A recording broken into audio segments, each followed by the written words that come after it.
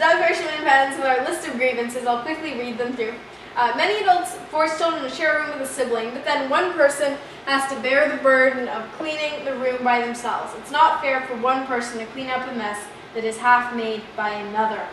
Adults can keep children in the house against their will, also known as getting grounded, as a penalty for unacceptable behavior. This is a cruel and unusual punishment as it restricts you from seeing your friends or interacting with the world. Adults restrict entertainment by specifying certain times for studying, certain times for eating, etc. When a kid may want to play video games, they may not be able to as a result of these restrictions. Care of pets is often a child's responsibility. Responsibilities may include feeding or washing animals. Since the food often smells bad and it can take a lot of time, it's not fair for this to be our responsibility. 5. Adults often punish kids for crimes which they did not commit. Folding clothes. Another task forced on children is time-consuming and tedious. Kids could be doing much better things with their time than simply folding clothes. A lot of kids are not allowed to make their own choices, even though the choices will affect them. For instance, picking a color for a room is a choice often left up to others. Taking out the trash, our favorite, is a potentially dangerous activity as it smells terrible and you never know what kind of hazardous waste may be in there. Children should not be subjected to such horrors. Consumer choice, being able to buy what you want, is an important step to independence. However, adults don't often give us enough money for allowance, restricting our freedom. Our Declaration of Independence declares that we are free from the listed grievances. This would make life easier, freer, easier, and happier for every child on earth. Okay, we did a pretty good job of listing we listed our grievances, we explained the reasons behind our grievances, and we declared why this is awesome for all kids. Pretty good. So, the Declaration of Independence. Now, one thing that our Declaration of Independence doesn't do, it doesn't say, this is our exact plan for the specific laws that should come in. Kids should be allowed, or kids should have this kind of control in government. We didn't give a specific idea of what kind of government we were going to set up. As far as, we didn't say, are we going to have a democratic kids elected government of some kind? So the Declaration of Independence was the same way. The Declaration of Independence didn't say, oh, we're going to set up this specific House of Representatives, it didn't give a whole lot of detail about the type of government that was going to come in. So there were a lot of questions about what would come after the Declaration of Independence. So the U.S. has declared independence, now what? What is the government going to look like? So the Declaration of Independence explained why the colonists rebelled, but it didn't outline what they were going to do if they succeeded, or how they were going to govern themselves during the rebellion. And even though the Declaration of Independence was a powerful, beautifully written document, the colonists knew that if they wanted to succeed, they would have to outline their game plan more clearly. So in 1781, they released a game plan called the Articles of Confederation. Now, the Articles of Confederation, one problem with it was that the plan wasn't very clear. Imagine constructing a building, so you've written down a blueprint and you're going to build a house. Now the problem is your blueprint has been scribbled out in a few minutes by a couple of people who all have different ideas about your house, what your house is going to look like. So one person thinks that your house should be bright red and there should be a big tower right at the top with windows along here. So that's what one person thinks. But another person says, no, it should be flat with pillars along there and a really cool arched roof like that. And it'll sort of look like a bank. And another person says, no way, I'm not going for that. Your house should look like a series of steps going that way, and it should be yellow. Okay, so could you build a house based on that? No, it would be really hard to take the tower, the steps, the roof, and the pillars, and all that, and build it and put it together. And that was sort of what the Articles of Confederation was, unfortunately. Because the colonists all had really different ideas about what they saw for the country, and they knew that if they wanted to break free, from the king, but they all had really different ideas about what to do next. So although having the Articles of Confederation gave them enough organization to win the war, they realized that they would have to improve if they wanted to build an entire country. And actually many people weren't sure if they wanted to build a country. Some colonists thought that each colony should be its own separate nation. So New York would be its own country, and Maryland would be its own country, and Maine would be its own country. Imagine if every single state were suddenly, or colony were suddenly its own country. And other people thought they'd be better off with no government at all. Under the Articles of Confederation, each of the 13 original colonies was its own state with its own system of government, its own money, and its own rules. There was no comprehensive system of federal laws. So, have any of you ever gone to another state before? Raise your hand. I see a lot of raised hands. Okay, so for those of you who've gone to another state, did you have to change money? No, you didn't have to change money. Did you have to suddenly read a book of rules about what laws were different? No, probably not. Now, how many of you have ever gone to another country? Maybe you've gone to Canada or Mexico or even one further off like China. Have any of you ever been to another country? This might be a fewer. I've been to a few countries. So for those of you who've been to another country, you know that it's kind of a process. You might have to get a passport. Actually, yeah, you probably would have to get a passport. You have to get your money changed because the currency is probably different. They wouldn't use American dollars. They would use pesos or Canadian dollars or yuan, whatever the currency would be. So you have to change your money. You might even have to get familiar with what's acceptable. Do I shake hands? Do I kiss someone on the cheek? What's acceptable when I say hi? And as well as even laws.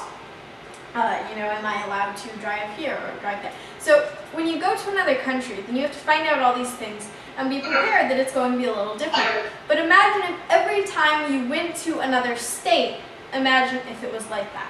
You had to get a passport, you had to familiarize yourself with the rules and the money. And that was what some people were saying. We should, every single colony should be its own nation. And under the Articles of Confederation, each of the 13 original colonies was its own state. So what kind of problems do you think that might cause?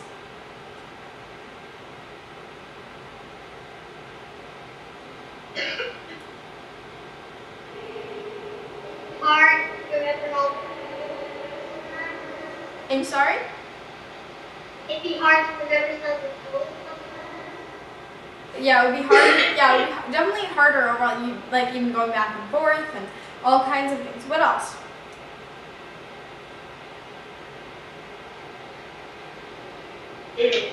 That one state might get mad at another state and they can declare war.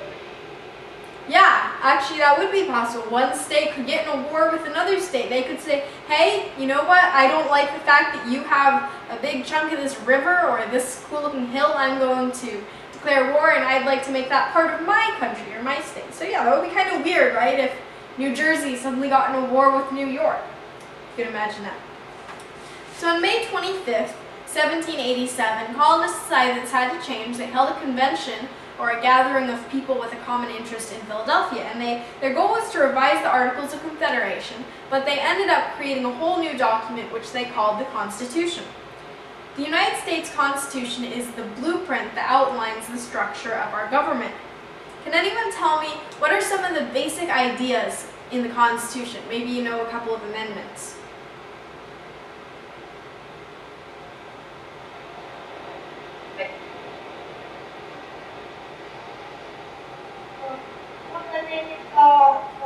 Ban alcohol. I'm sorry?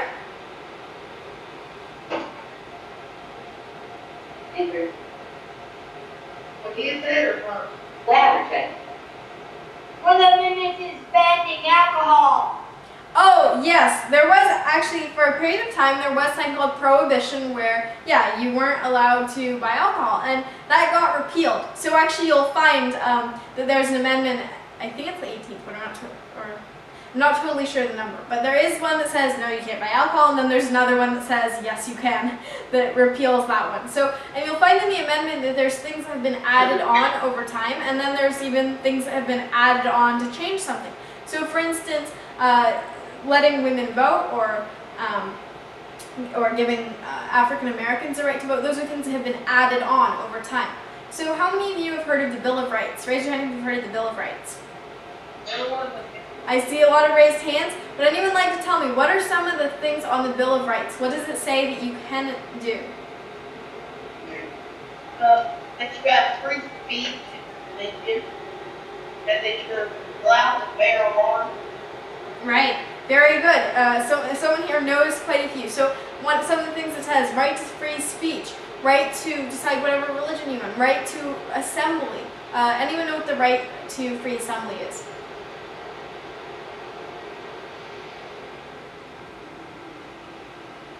Free speech for left and every. I'm sorry? Sort of like when you're at court and there's a lot of people there. Well, free assembly, basically when they say you have the right to free assembly, it means that large groups of people, maybe you've even seen, like, there's been protests on television where people are, peacefully marching and they're holding signs and stuff like that, and that's right under the free assembly. So if you're not, like, shooting anybody or getting into conflict or throwing stones or something, then it's fine. As long as you're having a peaceful assembly, you can have a ton of people come out, hold signs, whatever, that's perfectly fine under the Constitution. Now, under the British, you get a group of people together and you're saying something bad about the British, then of course they're going to say, no, that's not allowed, because they would say, you're being treasonous to the king, you're not being loyal, or something like that. Free speech lets you, basically, if someone doesn't like the government, they can write about it. That's not against the law. And there are still countries today that say, no, you can't say anything bad about the government. And so that's, if any of you have been following the news, there's a lot of protests and a lot of conflict going on right now over that sort of thing. So our Bill of Rights, we're very lucky to have it, giving us things like free speech, probably one of the most important ones, and we often take things for granted. We take it for granted that we can say whatever we want about the government, we don't have to worry about getting arrested, but there are places where people can't do that, so we're extremely lucky. As an architect creates a blueprint, he or she thinks about what the building is for, how long it needs to last, and what forces such as weather or weight might act against it. So when you think about our government being a house and the Constitution being a blueprint for it, then they had to think, what are some of the things which might act against our government? What are some of the things that might act against our country? So what do you think, what are some of the forces? If you think like weather or weight would act against a house, what do you think are some of the forces they had to worry about for our new government?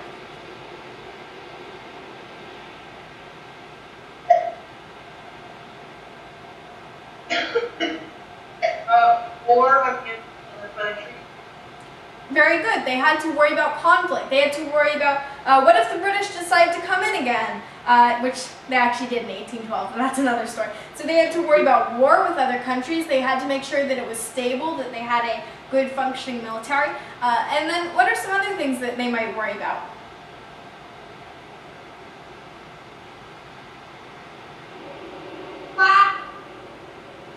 I'm sorry? Food supply. Food supply. I'm sorry? I didn't hear that again. Food supply. Oh, food supply. I see.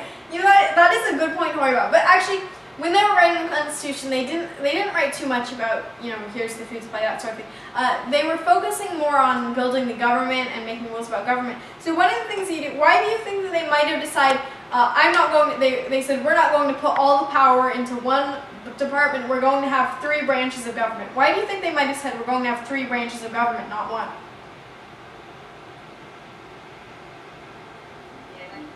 So that one could become powerful together. So that one could become powerful together and make new laws that help the young country. Exactly. Very good.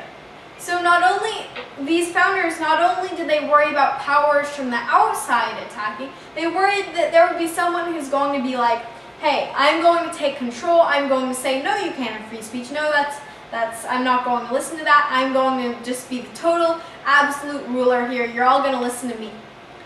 So what the founders did was, they knew that had happened in other countries. They knew that there were places where a dictator was in power, or someone who has absolute control.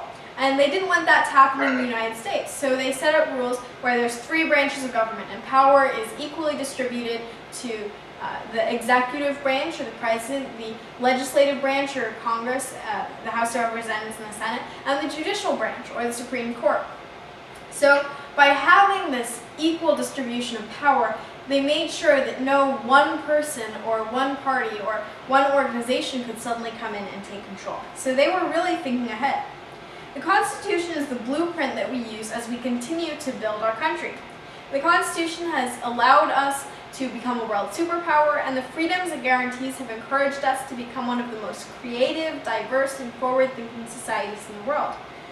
But if that sounds awfully high and mighty, I'd like to point out the story of the Constitution is more than just flowery words and really big concepts. It's the story of people, beginning with the founders themselves, who are more interesting than you might suspect. For instance, did you know that James Madison, an architect of the Constitution, was once said to look kind of like a poodle? I don't see the resemblance, but apparently that was once said. Or that Aaron Burr, who was vice president under Thomas Jefferson, killed Alexander Hamilton, another important architect of the Constitution, in a duel. So these founding fathers didn't always like each other. I was in Washington, D.C. once, and there was a painting where Thomas Jefferson is actually stepping on John Adams' foot in the picture. And the painter was apparently bribed to make Thomas Jefferson appear much taller and John Adams appear shorter and fatter, and for Thomas Jefferson to be stepping on Adams' foot. So even the founding fathers had their arguments, kind of like you argue with your brothers and sisters. And actually, Aaron Burr and Alexander Hamilton got in a duel. And so yeah, you see all these really funny, really interesting stories coming out of history. And when you study American history and you study things like the Constitution and U.S. government, you find all these amazing stories. We have this blueprint because the founders of our country made choices. They made choices not just to fight for their beliefs, but more importantly, they chose to plan ahead. So we have the Constitution and the Declaration of Independence as a result of that. Okay, anyone want to tell me quickly what they've learned today?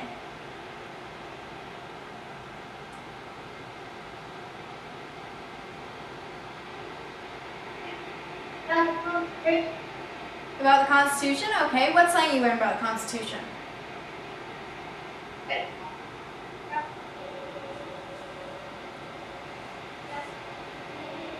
I'm sorry, could you speak up? About independence. About independence? Okay. What else? About the rights. About rights? Yeah, about civil rights and the rights that we have in the Constitution. What else? About